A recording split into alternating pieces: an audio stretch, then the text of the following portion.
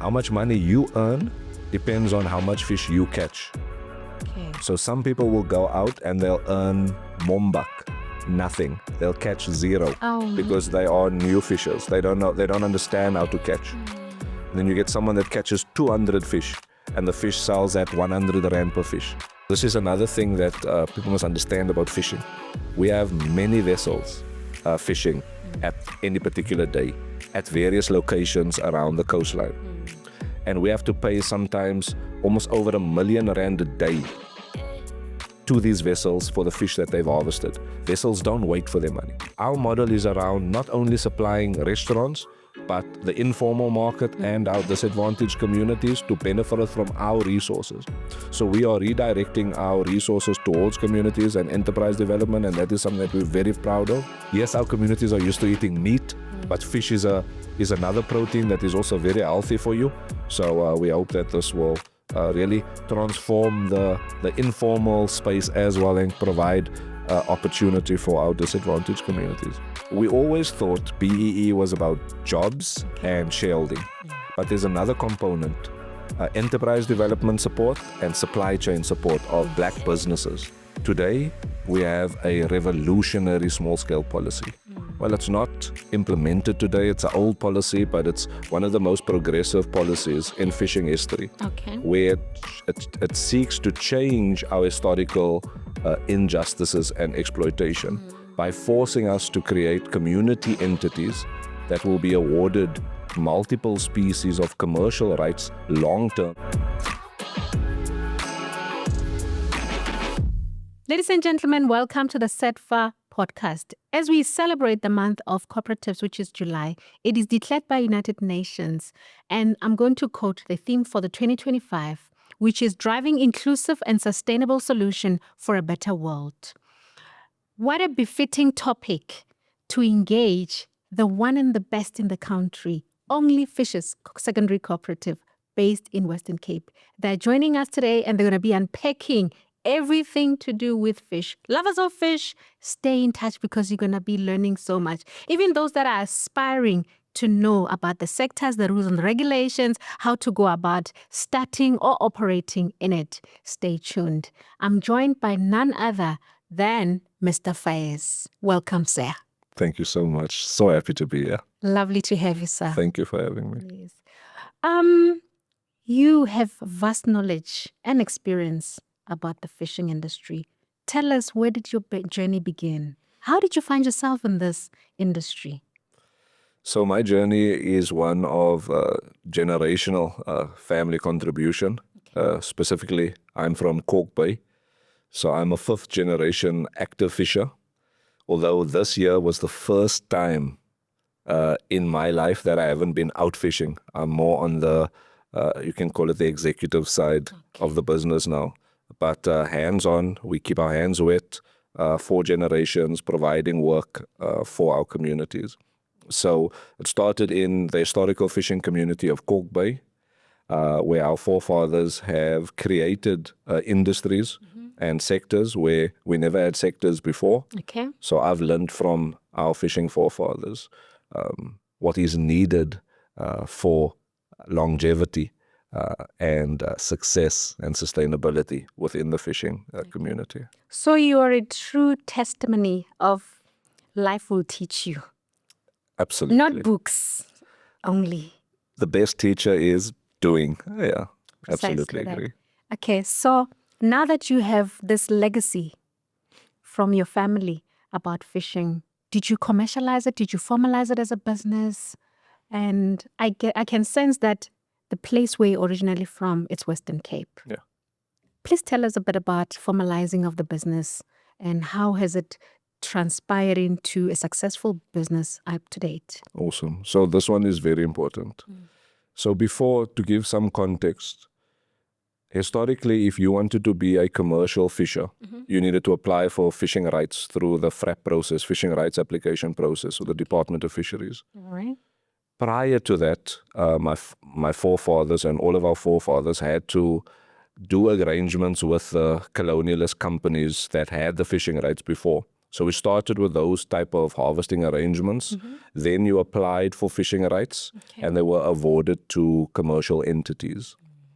But what that resulted in up until now was monopolization and consolidation of resources in the hands of a few, because certain individuals and companies could really monopolize the industry. Today, we have a revolutionary small-scale policy. Well, it's not implemented today. It's an old policy, but it's one of the most progressive policies in fishing history, where it seeks to change our historical injustices and exploitation by forcing us to create community entities that will be awarded multiple species of commercial rights long-term. These are 15-year rights. And it's going further. It's telling us that we have to own the entire value chain. So this policy is exactly what our historical fishing communities have been crying out for, as it addresses our previous issues of exploitation and monopoly. And now we have the benchmark to really set communities up as long-term enterprises for the community. Okay. Interesting. So this is not just about your business, but also the community. They're benefiting from it. It's all about the community. Everything is about ensuring the community is community-owned fishing rights is repositioned in the South African space. Okay. All right. And I assume that the community you're talking about, not a one-man business. Is it a cooperative? And are you guys a primary cooperative, a tertiary cooperative? Where are we at? Yes, so small-scale policy has decided, or the regulations of small-scale has decided that the cooperative system would be the best business structure for communities. So each community is set up as primary fishing cooperatives. These community cooperatives are awarded multiple commercial species, and they are then encouraged under the regulations to form secondary cooperatives. What are secondary cooperatives in the fishing sense? It is basically your logistics, your fish processing company, and your marketing and exporting company. So it forces consolidation of resources into a facility that now will have bargaining power, and it can sustain industrial processing and create long-term jobs. And all of that will be owned democratically by the communities themselves. And to go even one step further, it's even ring-fenced for small scale. So no other companies can have ownership in the secondary cooperative, only primary co-ops. Wow. So this policy, I don't know why people aren't making more of this policy in terms of community upliftment, because it's an incredible policy.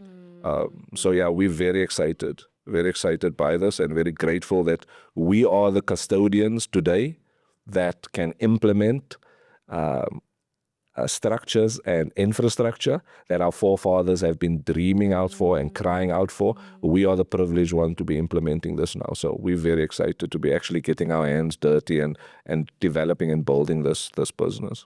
It must have been a journey filled with patience and resilience, I guess, for you to get to the stage. But nonetheless, here we are. So you've touched on the legislative requirements, the policies that are in place, the fishing rights, the permits. I guess all of those things are part and parcel of the compliance of the industry. How can you advise somebody who wants to get into this sector in terms of the legislative requirements?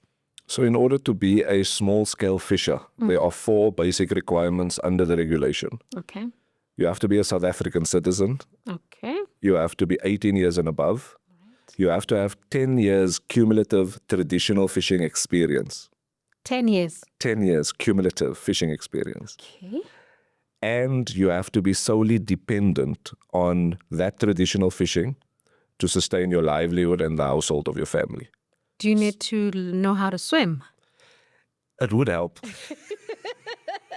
It would help. But yeah, you don't have to. You just have to be a good fisher. But also, interestingly, you raise a very important point about what is a small-scale fisher. People would assume, and historically this was the case, that you would assume a fisher is someone that goes out and fishes.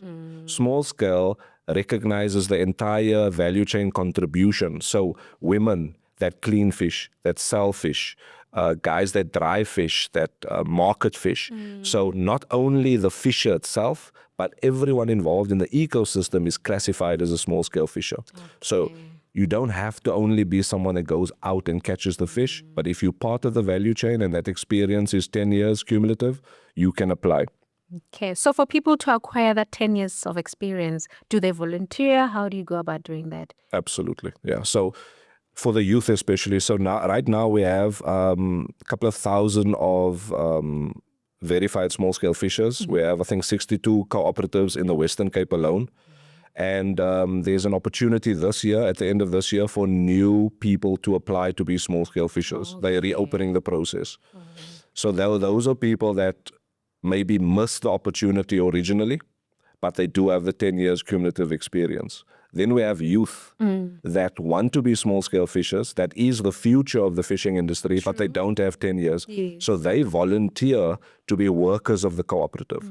Right now, we have what is called a workers list. So we give the opportunity to youth and women to become workers and develop the experience so that when the opportunity arises to add members to the co-op, they have their qualifications in terms of their 10 years. Okay, who do they contact if they want to explore this opportunity?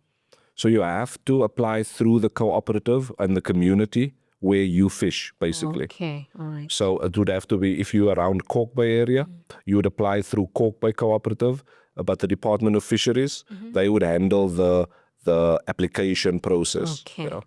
Okay, so the department is very important stakeholder in the process Absolutely. of application. All right. So let's assume I'm a young person and I want to venture into this industry. What is my buck spot? Okay. So Explain it, please. so you want to earn money, right? Yes. So it's gonna take a while for you to be a top earner. They call it a top tally fisherman. Okay.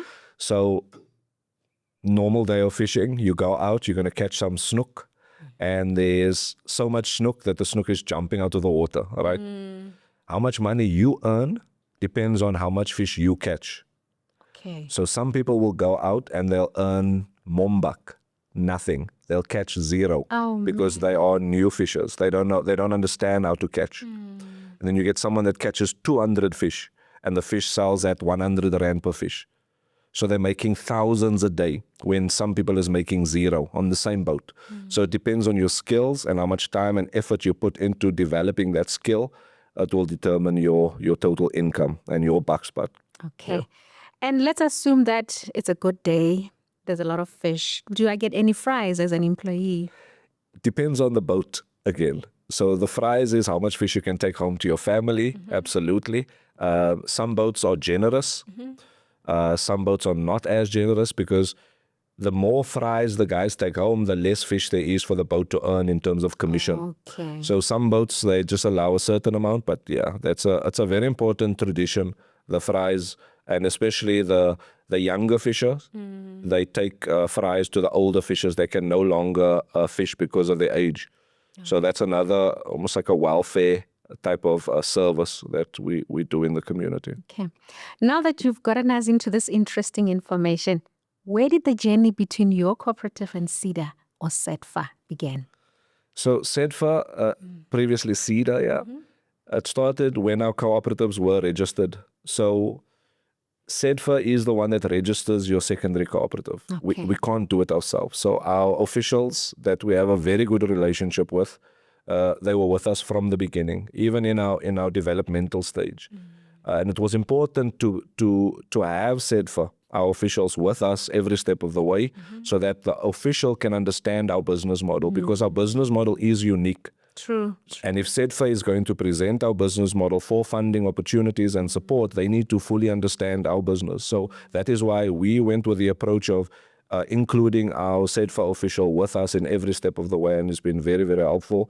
And in setting up the secondary cooperative, getting us training, export training, and also we've done our round of funding application, which we're waiting for the outcomes of that.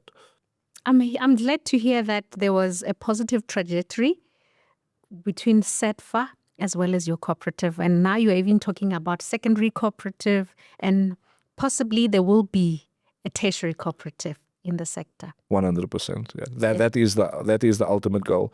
Primary, secondary, you can look at that as a regional co-ops, and then the tertiary is our provincial cooperative. Once we do that, we will be much more, we'll be strong in terms of adaptability to climate change, to market change, to geopolitical influences. It just makes sense, and the policy guides us towards that position. Okay. What are your current challenges or prior meeting SETFA and other stakeholders, or even right now? So primarily, our challenge was, so if we understand what this policy, small-scale policy is doing, it's taking an ordinary fisher and turning them into a business person. Okay. Like overnight, like flipping the switch. So our biggest challenge was business literacy within our community. Okay. Because you have, in Kokpe, we have 123 members. We have to have an AGM. We have to have democratic decision-making on our strategy going forward.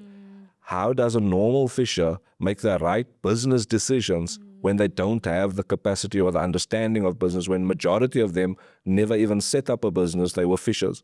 So that was our biggest challenge. And it still is our challenge. And this is one thing that SEDFA and the other governmental agencies understand and appreciate, that we need to incorporate ongoing training for the next 3 years consistently until the business literacy improves and our fishers are able to make sound judgments and decisions that will take us forward. Okay. So that's one of the biggest ones. And then obviously years of exploitation and mistrust. Building the trust was a big one. Getting the buy-in from like-minded cooperatives to decide to join a secondary. So we've been running this pilot for about 4 years before small scale was implemented. Okay. Because we don't wait for the implementation, because the policy is 2012 and the regulations is 2016. So we knew the framework that was coming. We didn't want to wait until then. We want to develop the model so that when small scale is implemented, we can hit the ground running. And as a result, we are the leading cooperative in the country in terms of our business model and what we've managed to achieve thus far. So. We're glad to have the best in our midst. Okay, so what interventions has scaled your business from SETFA?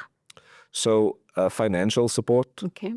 Strategic planning, export training has been vital for us, because we've been harvesting. So we have the resources, we have the volumes, but we don't have the infrastructure to own the entire value chain, which is another principle of the small-scale policy. Owning the value chain will allow us to provide the meaningful jobs for our communities along the full value chain for generations. It will be our jobs. But going from harvesters to factory owners to logistic and to exporters, it's a process. Firstly, the challenge is, and even upscaling, how do you, because the first opportunity is for the community. It's for the members. And you can't rush or overlook members for opportunities of management or sales and marketing because they don't have the capacity yet. They have some skills, but they don't have the qualifications. And this is the issue that a discussion we had in our communities is, how do we value skills versus qualification?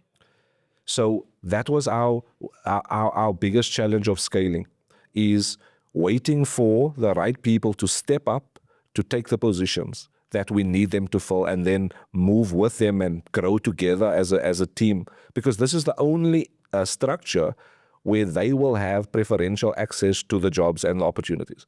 No other place will they have that. So that's why rushing to scale, we could have been much further, but because we want to incorporate our members and upscale them, that has been one of the challenges in terms of upscaling too fast. But maybe it's a blessing in disguise as well, because now that we're developing a clearer business model, people can see where they want to fit in, and they can better then target the training, SEDFA and the other governmental agencies, to target those specific positions so that we can then expand in the right way organically. Okay.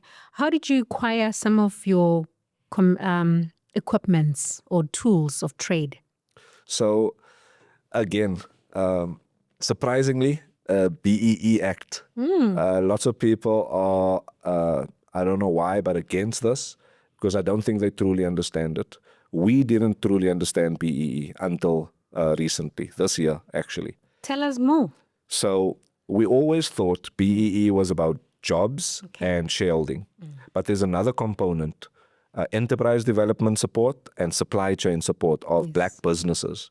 And we are the beneficiaries of enterprise development support and supply chain. This has been critical to secure our logistical infrastructure as well as develop our supply chain to our new customers. So BEE has allowed us to access funding, I have to say, much quicker than applying for funding through governmental agencies. Because governmental agencies typically takes almost a year from one application cycle to the next.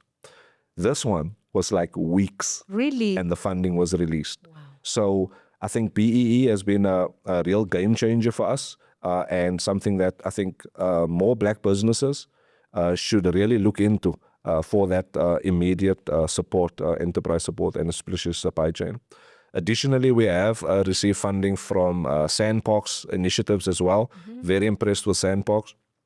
And NDA, and obviously our CEDFA application is also in now. So we have confirmation of funding approvals for our next phase, which is our logistics and processing. So all of our processing tables, deskinning machines, ice machines, tubs, incredible confirmation of funding, and we're super excited about that. And that is actually what is needed. We need this massive amounts of funding so that we can set up our business and be sustainable in the next 3 years and not need funding, and then we can help other businesses again, because that would be then our role in terms of BEE. Okay. I think from my point of view, you've proven through the number of years that you've been in the business that you can be able to deliver. You are reliable, and there's a lot of passion goes into it. So sometimes when you're looking for BEE partners or even assistance, those are some of the things that people overlook and think they're not important, but they do really add up to, giving confidence that you can be able to still be in business and render the necessary professional service that is required by the community. You've mentioned the BEE and you unpacked it nicely for us. Give us a practical example. What business are you now working with? So we have, I don't want to say the direct names because maybe some other companies now will go there and then take our opportunities away from us. But we're going to say they are a restaurant chain, a very big company, massive nationally. So they've assisted us in terms of our supply chain with our rental of our factory, with drainage that is needed for our NRCS and our health safety requirements. And they've also assisted us in fixing our 5-ton refrigerated truck, which was vital for our logistics and supply. So we purchased our own truck with our own money, but it broke down at the worst possible time, and our BEE support got it fixed like immediately. So helped us to get our business up and running very quickly.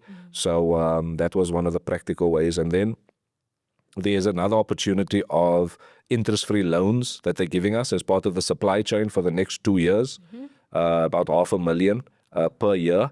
That's going to help us in terms of buying fish and supplying fish. Because this is another thing that people must understand about fishing. We have many vessels fishing at any particular day at various locations around the coastline. And we have to pay sometimes almost over R1 million a day to these vessels for the fish that they've harvested. Vessels don't wait for their money. So then you have to take that $1 million a day and you have to hold on to that. You have to absorb that cost until you sell it to the customer, and then you get your money back. So sometimes it's typically 15 to 30 days from when the fish was landed until when you receive money. So you need deep pockets in fishing to keep the system going, because you cannot not pay the vessel.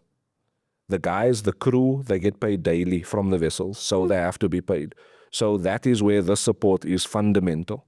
But again, we're going to speak to government and our agencies to get a bigger float. Our float we're looking at, just for buying, it's about 10 million. Our factory is about 50 million industrial. So we are small communities individually, but collectively as a secondary cooperative, we have about 15 co-ops. We are massive. We are like a big company. So our quota, just to give you into context, our lobster quota, because we've merged, we are now the second biggest lobster entity in South Africa. Only Oceania is bigger than us. And Oceania is no longer has a factory. They no longer have vessels. They've reduced. Most of the other factories are closing. So there's a massive reshaping of our fishing industry, and our community enterprises are taking the leadership role in that sectors, which is great, and it's how it always should be. So that is the shift that's happening now. So in terms of funding, yes, the BE and the partners, they help to sustain the flow, but we need massive funding in the next 3 years, not only for our cooperative, but for cooperatives around the country, KwaZulu-Natal, Eastern Cape. We had meetings with Department of Fisheries and the Eastern Cape co-ops to explain to them our journey and what we've managed to do, and they're very, very energized now to have another one-on-one workshop so that we can help them structure themselves. And this is the purpose. If we have well-structured provinces, we can intertrade because they have species that we don't have. So this is the purpose of that, to create solid community cooperative structures that work, because co-ops work. The wine co-ops work. Mondragon in Europe is one of the biggest cooperatives on the planet, creating generational jobs. The cooperative in Australia, Abralos, Geraldton, they're the biggest lobster co-op on the planet. So co-ops work. It's just getting the buy-in from fishing communities that has been through so much trauma and exploitation over the last generations was very difficult, but slowly we're seeing a paradigm shift now where our communities are starting to understand the value of coming together and working together in a professional way. I'm amazed that your business model is now even enticing interest in other provinces and they want to replicate it. That's great to hear that. So in terms of this environmental changes that are currently going on, how are you guys navigating? Earlier on, you mentioned you can have 7 best years and 7 worst years. Where are we at? Yeah. So this one, there's a saying with the skippers, the guys that run the vessels and take the boats out, that skippers normally have like a black book where they write down all their coordinates of where they fished, for what species, at what month. And generally, you could go there every month, every year, the same time, and you'd get good catches. Okay. There's a saying that's nowadays that says you can throw away your black book, right? Because of the environmental changes, because of sea level rise, because of temperatures. The patterns have changed to such a degree that you have to go and hunt together and search and hunt for these fish now and see where the fish end up. Because we're seeing big distribution changes. Yes, the fish shifted east more towards PE side, but we're seeing a shift back now of species that we haven't had in many years. So, but that's the nature of fishing. You have to be adaptable, you have to be ready for change, and you have to always... It's not a matter of if, it's a matter of when things change or when the boats break down. That's just the nature of things. You just always prepare to solve problems and navigate those and try and find solutions. Okay, and you spoke about catching of fishes. What types of fishes are you guys looking at beside lobster? Yeah, so we have in our basket of species through the small scale policy, we have West Coast rock lobster, which is our main economic, I would say, that's the stabilizer of our basket. Okay. Then we have traditional lionfish, that is your snook, yellowtail, all of the local caught species that we find. That's our bread and butter. That's actually where our communities are from. That's how our communities sustain themselves, even through colonialism, right through times of slavery, developing sectors. Traditional lionfish was the mainstay, was the backbone. Now we're trying to unlock this sector. This sector offers more value than any of the other sectors. The only problem is we don't have the infrastructure to process and value add. Okay. The value that we're currently receiving from lionfish is only from the vessel. We're selling it from the boat to another marketer. That's only 30% of the value. So we're trying to access the other 70%. Once we do that, I think it's going to change the position of the community economically. Then we have hake, commercial hake quota. This is under hake handline. We have submitted an exemption request to the minister. Basically, when the small-scale policy was drafted and the regulations, they got the input from the entire industry, including big companies. And there's certain regulations that need to be changed. So there's certain gear type restrictions that's imposed on the small-scale sector. And those gear types are trawl, purse seining, long lining, and gill netting south of Eysterfontein. So those are all the big industrial commercial gear types. So that was put in there to satisfy the big companies probably at the time so that the small-scale policy can be passed. But now we're asking Minister to grant us exemption, Minister Dion, to allow us to use trawl boats because we have thousands of tons that we have to catch a traditional handline way that doesn't allow us to really harvest all of the quota. And as a result, we're leaving that quota in the water every year. So that's millions and millions of revenue that is just left in the water. And if Minister does give us the exemption, it will unlock more economic opportunity for us. But that is small scale. Small scale is an organic process of unlocking opportunities and value. So small scale isn't what small scale is right now, but small scale is a growing opportunity. And then we have abalone, seaweed, kelp. That's the superfood of the ocean. You can make biofuels, food. Then we have mussels, octopus, and we have exploratory species also. Species that don't exist in terms of commercial, where our forefathers used to create new sectors. We have the opportunity now to create new sectors under the exploratory species. So we can go for sea urchins. Those are those prickly stuff that the Japanese use on the uni on the sushi. Very nice, but it's an acquired taste. And we don't have a sector for that yet in South Africa. And then other sectors as well that will unlock an opportunity for our communities. On a lighter note, I've always knew about snook, hake, lobster, and that's it. I never realized there were so many different types of fish out there. But thank you for enlightening us. What are your future plans as a cooperative? So our future plans are big. We want to obviously reshape the fishing industry and reposition the communities at the forefront of the community of the fishing industry. And we can do this because we are the actual workforce of the industry. Now our policy allows us for the first time to own that value chain, which is incredible. And we're very, very excited and grateful at that opportunity. So our business model is one that seeks to own the value chain. So leaving harvesting to the community cooperatives. They are the harvesters. They can continue to harvest, but the industrial processing and cold storage and distribution networks, that will be our core focus. And with that reserves of portioned species of all these beautiful, incredible, top quality species, we can now implement one of our other business models that we are very proud of, and that is our enterprise development opportunity. Yes. And along with that is our fish and yama. Fish and yama. Fish and yama. So we're changing now. We're giving enterprises, anyone all over the country, 3 opportunities. One is the individual fish and yama cart, stainless steel cart, where they can fry fish and grill fish themselves. Then there's the bigger food truck that they can buy from us. And if they buy any of this from us, we supply them with the fish. So all they need to do is defrost, put it in the batter, fry it, and serve it and make money.